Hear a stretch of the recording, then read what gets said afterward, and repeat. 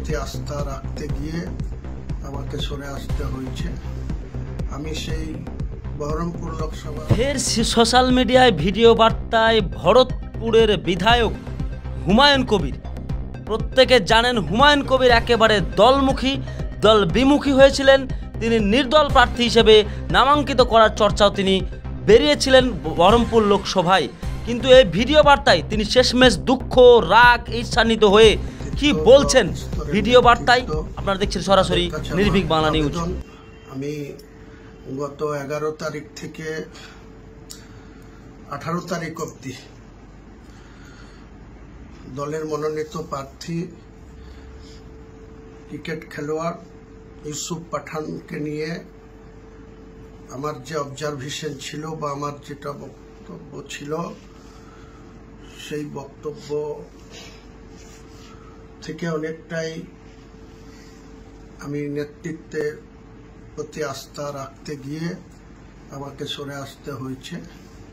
আমি সেই বহরমপুর লোকসভার তৃণমূল কংগ্রেসের কর্মী, সমর্থক, বুথ স্তরের নেতা, অঞ্চল স্তরের নেতা, ব্লক স্তরের নেতা, যারা প্রকৃতপক্ষে এমএলএ, এমপি আমাদের মতো লোককে ভোট দিয়ে নির্বাচিত জনপ্রতিনিধি করে, তাদের কাছে আবেদন, গতকাল 19 তারিখে সন্ধ্যায় ক্যামাকি স্ট্রিটে আমাদের দলের সর্বভারতীয় সাধারণ সম্পাদক শ্রীমান অভিষেক বন্দ্যোপাধ্যায়ের সঙ্গে আমার রুদ্ধদ্বার আলোচনা বা নেতৃত্বের প্রতি আমি আস্থা ভরসা রাখছি এবং অভিষেক বন্দ্যোপাধ্যায়কেই নেতা মেনে তার ঘোষিত প্রার্থীকেই আপনাদের কাছে ভোট দেওয়ার আবেদন করছি বা ইউসুফ পাঠানকেই সমর্থন করছি। আমি বিশেষ কাজে কলকাতায় আছি, 2 দিনের জন্য দিল্লি যাব।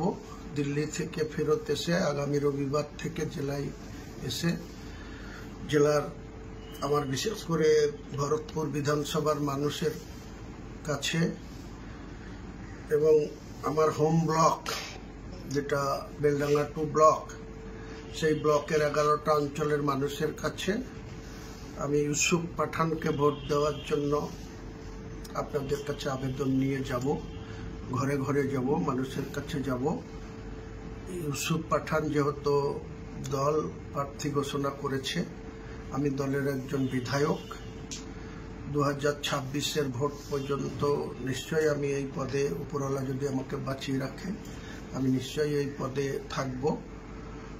2026 সালে আমি মরব না বাঁচব না কি হবে সেটা ভবিষ্যৎই কথা বলবে। আমি শুধু আপনাদের কাছে এটাই বলবো যে আমাদের দলের সর্বোচ্চ নেতৃত্বের সঙ্গে আমার খুব সৌহার্দ্যপূর্ণ সুন্দরভাবে আলোচনা হয়েছে। সেই আলোচনার ভিত্তিতে আমি আমার যে 7 দিনের বিরোধিতা, মানুষের কাছে যে আমার বক্তব্য, অনেকেই আমার বক্তব্যকে আপনারা সমর্থন করেছেন, অনেকেই আবার সমালোচনা করেছেন।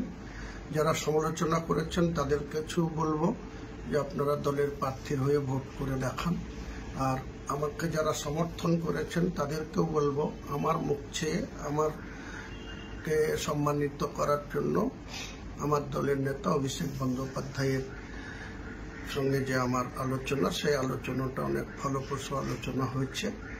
আমরা রাজনীতিতে দীর্ঘমেয়াদীভাবে মুর্শিদাবাদের মানুষের জন্য যে পরিষেবা দিয়ে এসেছি, আগামী দিনে সেই পরিষেবা দিতে চাই। অঙ্গীকার করে আপনাদের সকলকেই আবেদন রাখছি যে ইউসুফ পাঠানের হয়ে আপনারা ভোটটা করুন, কর্মীরা নেমে পড়ুন। সবাই ভালো থাকুন, সবার সুস্বাস্থ্য কামনা করে তৃণমূল কংগ্রেস জিন্দাবাদ, মমতা বন্দ্যোপাধ্যায় জিন্দাবাদ, অভিষেক বন্দ্যোপাধ্যায় জিন্দাবাদ। জয় হিন্দ।